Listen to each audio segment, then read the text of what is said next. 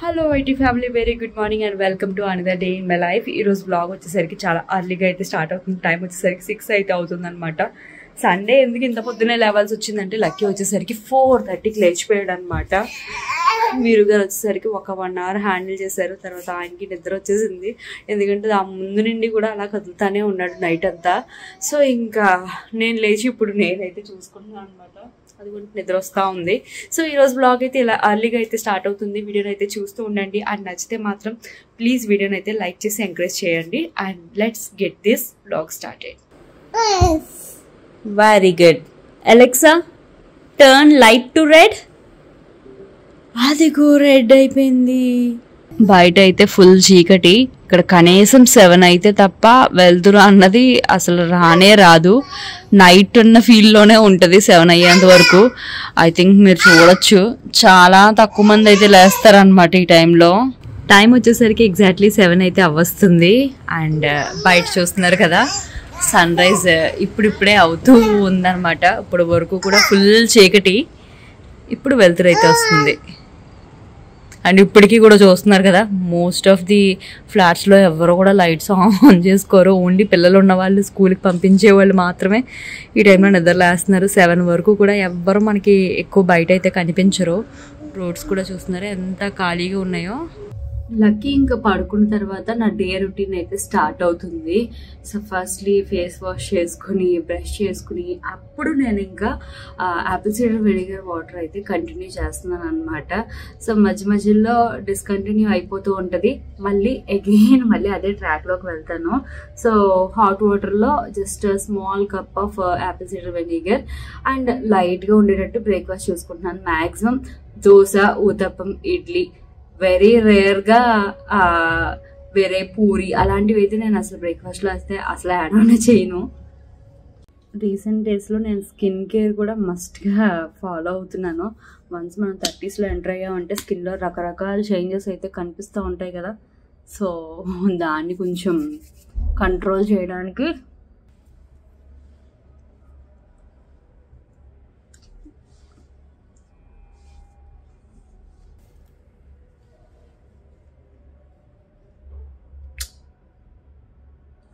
Hair fall చూసారా ఎలా అవుతుందో. ఇంతకుముందు ఇలా కూడా అయితే అయ్యేది కాదు. కాకపోతే after delivery and work pressure దీనివల్ల హెయిర్ ఫాల్ అయితే స్టార్ట్ అవుతుంది. సో నేను అందుకనే ఇంకా హెయిర్ అయితే ఆయిల్ పెట్టేద్దాం అని అనుకుంటున్నాను. సో దట్ ఏంటంటే నాకు హెడేక్ కంట్రోల్ అవుతుంది. అండ్ వన్స్ ఆయిల్ పెట్టామంటే హెయిర్ కూడా కొంచెం మళ్ళీ దానికి ప్రాణం వచ్చినట్టయితే అనిపిస్తుంది. మన యొక్క హెయిర్ ప్రాబ్లమ్ని బట్టి కరెక్ట్ హెయిర్ ఆయిల్ చూస్ చేసుకోవడం చాలా ఇంపార్టెంట్. నాకు ఎస్పెషల్లీ ఆఫ్టర్ డెలివరీ అండ్ ఈ వర్క్ ప్రెషర్ వల్ల రీసెంట్ డేస్లో నాకు హెయిర్ ఫాల్ అన్నది ఎక్కువ అవుతుంది. సో నేను ట్రై చేసిన వాటిలో నాకు ది బెస్ట్గా అనిపించింది సీసా ayurvedic anti hair fall oil అండి. సో ఇది ఏంటి అంటే కంప్లీట్గా ఆయుర్వేదిక్ అనమాట. ఇందులో 18 మెడిసినల్ హర్బ్స్ ఉన్నాయి.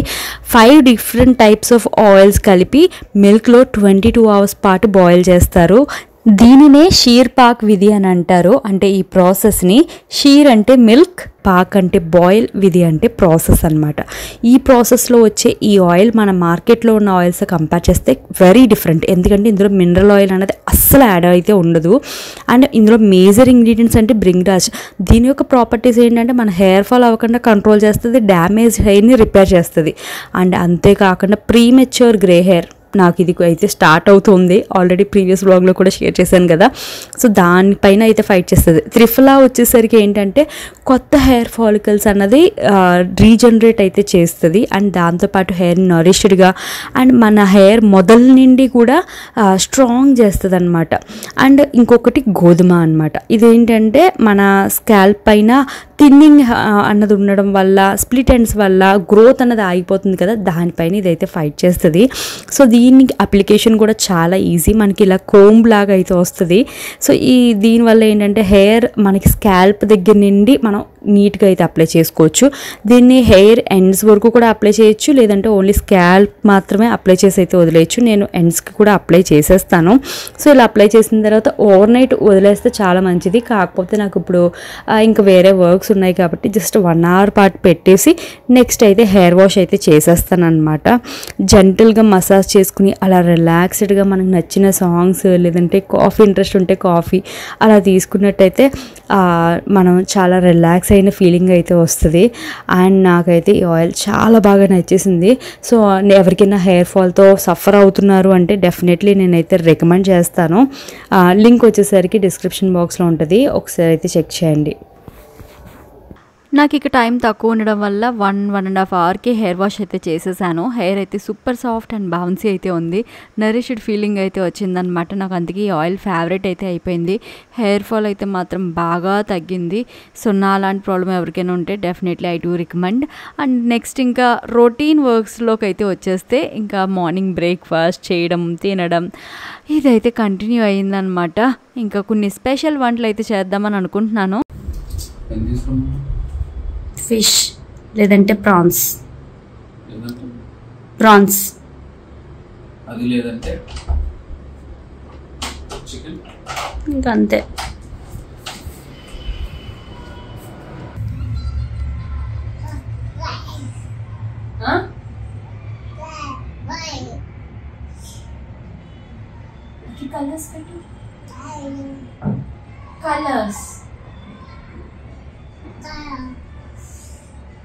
కలర్స్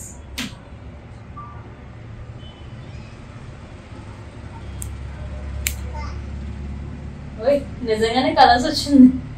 ఈరోజు అయితే ఫిష్ పులుసు అయితే పెట్టబోతున్నాను అనమాట. అది కూడా మన కాకినాడ నుండి వచ్చిన చింతపండుతో అయితే పెడుతున్నాను. సో ఇక్కడ చింతపండు తీసుకుంటున్నాం కానీ అంత టేస్టీగా అనిపించట్లేదు, రసం కూడా సెట్ అవ్వట్లేదు. కుక్కలు ఒక్కొక్కలా పెడతారు చేపల పులుసు. నేను వచ్చేసరికి ఒక బిగ్ సైజ్ ఆనియన్ స్లైసెస్, వెల్లుల్లి రెబ్బలు, అల్లం, 2 లవంగాలు, కొందరు మసాలాస్ ఎక్కువ వేస్తారు, నేను లేకుండానే పెడతాను. సో కొద్దిగా జీలకర్ర.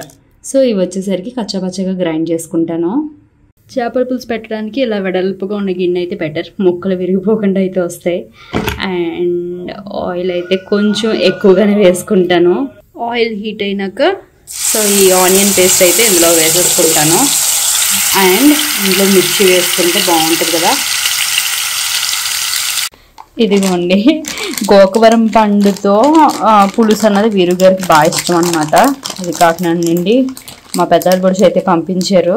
సో రసం అండ్ పులుసు ఈసారి కరెక్ట్గా సెట్ అవుతుందని అనుకుంటున్నాను. ఆనియన్స్ అయితే బాగా వేగిపోయినాయి కదా. సో ఈ స్టేజ్లో ఏం చేస్తానంటే ఫిష్ పీసెస్ అయితే ఇందులో వేసేస్తాను.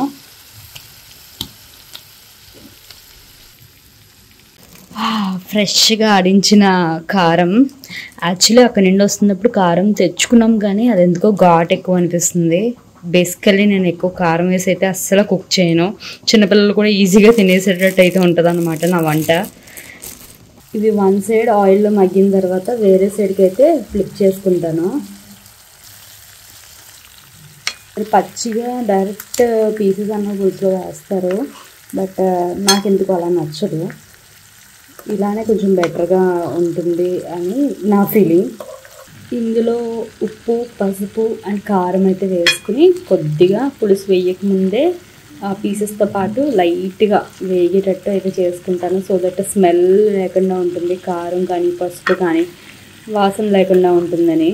చాలామంది పసుపు స్కిప్ చేస్తూ ఉంటారు, బట్ నేనైతే మాత్రం ప్రతి వంటలో కూడా తెలిసిందే కదా, పసుపు అన్నది స్కిప్ చేయకుండా వేసుకుంటాను.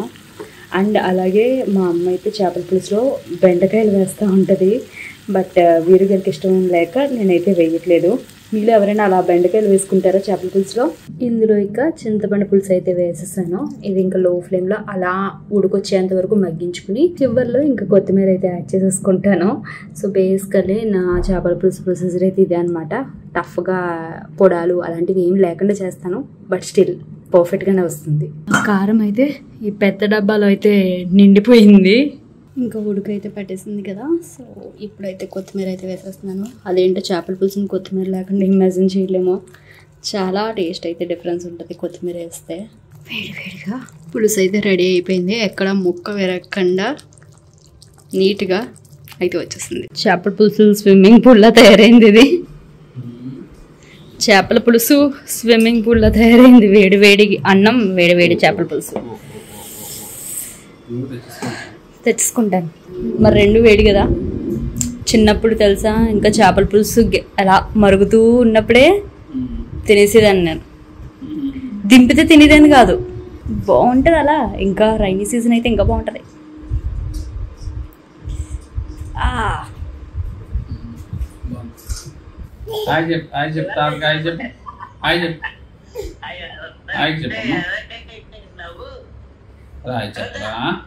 అది కట్ అయిపోతుందిరా.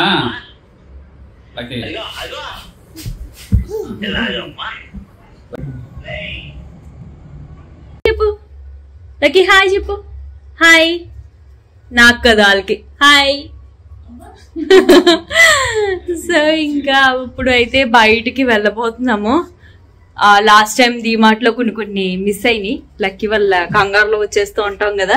సో అలాంటివి తెచ్చుకోవడానికి అండ్ చిన్న షాపింగ్ ఒక్కటైతే ఉంది. వెతుకుతాం, దొరికితే తీసుకోవడం, లేదంటే లేదు. లక్కీ కొన్ని కొత్త కొత్త పదాలు అయితే పలకడం స్టార్ట్ చేస్తున్నాడు అనమాట. సో ఖచ్చితంగా అవి షేర్ చేస్తాను. ఇద్దరు మనుషులు, చెప్పుల స్టాండ్ నిండా చెప్పులు. జై శ్రీరామ్. మనకు అక్కడ రామ్ ప్రతిష్ఠకి స్పెషల్ ఎలా జరుగుతుందో తెలియదు, కానీ ఇక్కడ మాత్రం ఇంకొక పండగలాగే చేస్తున్నారు. జస్ట్ లైక్ దివాళీ, మొత్తం లైటింగ్స్ అవన్నీ అయితే పెట్టేశారనమాట. ఆల్మోస్ట్ ప్రతి కమ్యూనిటీలో కూడా ఇలాగే పెట్టుకుంటూ వచ్చారు. అండ్ మండే వచ్చేసరికి అందరూ కూడా దీపం అయితే వెలిగిస్తున్నారు. అండ్ ఇక్కడ చాలా స్పెషల్గా ఇళ్ళని పూలతో అయితే డెకరేషన్ చేస్తామని చెప్పేసి అన్నారనమాట. ఐ థింక్ మీరు చూడొచ్చు, కొందరు అయితే లైటింగ్స్ కూడా పెట్టుకున్నారు ఇళ్ళకి. అండ్ 2 days భజనలు కూడా చేసేస్తున్నారు ఇల్లు. జై శ్రీరామ్ పెద్ద పెద్ద బ్యానర్స్ అయితే పెట్టారనమాట.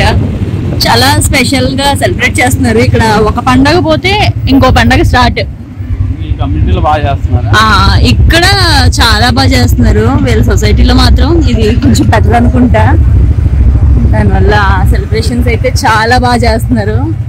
జస్ట్ కొద్దిగానే ఇంకా అలా వెళ్ళే కొద్ది కూడా ప్రతి సొసైటీలో కూడా చాలా బాగా అయితే అరేంజెస్ చేస్తున్నారు.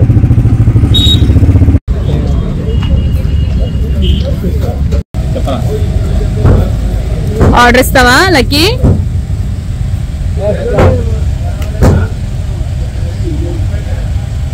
అబ్బా, చాలామంది లైఫ్లో జరుగుతూ ఉంటుంది. మనకు పక్కనే ఉన్న పార్క్ వెళ్ళడానికి మనకు అసలు టైం కుదరదు. ఎక్కడికో పని కట్టుకుని వెళ్తూ ఉంటాం. అలాగా మా ఇంటి దగ్గరలోనే ఈ టెంపుల్కి వెళ్దామంటే మాత్రం అస్సలు కుదరట్లేదు. అదేంటో కానీ ఖచ్చితంగా శ్యామ్ మందిర్కి ఒక్కసారైనా సరే వెళ్ళి చూడాలి. చాలా జనం ఉంటారు. అండ్ ఎస్పెషల్లీ చూసుకున్నట్టయితే నిన్న ట్రాఫిక్ అయితే చాలా ఎక్కువ ఉందన్నమాట. పక్కనే రిలయన్స్కి వెళ్ళాలి, బట్ చుట్టూరా చూస్తున్నారు కదా, అటువైపు అంతా బ్లాక్ అయిపోయింది. బట్ ఏంటంటే ఇంకా వెళ్ళాలి అని డిసైడ్ అయ్యాం కాబట్టి ఇంకా వెళ్ళాము. ఒక బ్రాండ్ వీడియోకి నేను షాప్ చేయాల్సి అయితే ఉందన్నమాట. అందుకే కంపల్సరీ వెళ్ళాలని బయటకైతే తీసుకుని వెళ్ళాను. బయట అయితే ఫుల్ ట్రాఫిక్ జామ్ అయితే ఉందన్నమాట మొత్తం మీద. ఇది స్మార్ట్ బజార్, రిలయన్స్ డే.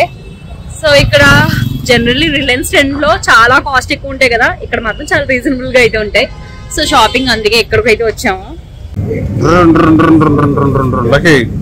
లక్కీ ఇలాగా రే ఏం పెడుతున్నా కావాలా? White top without any prints. First ఇక్కడ నుంచి స్టార్ట్ చేయనా? ఇక్కడ ఏదో కనిపిస్తుంది. నో ఇది అవుతుందా? పొత్తవరా రే లక్కీ, పడిపోతావరమ్మా.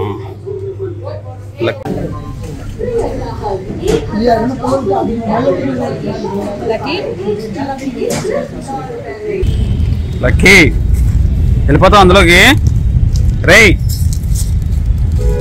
దూకేస్తాడా?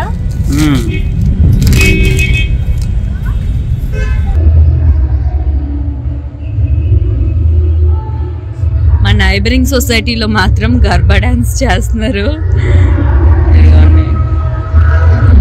ఐ హోప్ ఇది ఇంకా ఎక్కువ కంటిన్యూ అవ్వచ్చు. ఆల్రెడీ 3 days నుండి హడావుడిగానే ఉంది ఇక్కడైతే. సో ఈ రోజు అయితే డాన్స్ కూడా స్టార్ట్ చేశారు. ఇదిగోండి సోప్ డిస్పెన్సర్ రిలయన్స్లో తీసుకున్నాం, జస్ట్ 99 రూపీస్. సూపర్ ఉంది కదా. టైం వచ్చేసరికి 12 అయితే అవుతుందన్నమాట. ఇప్పటికి వీడియో ఎడిటింగ్ పనులు ఇవైతే కంప్లీట్ అయినాయి. సో ఫైనల్లీ ఈరోజు అయితే ఇలా గడిచింది. సండే ఇలా వస్తుంది, అలా వెళ్ళిపోతుంది, ఏం చేయలేం కదా.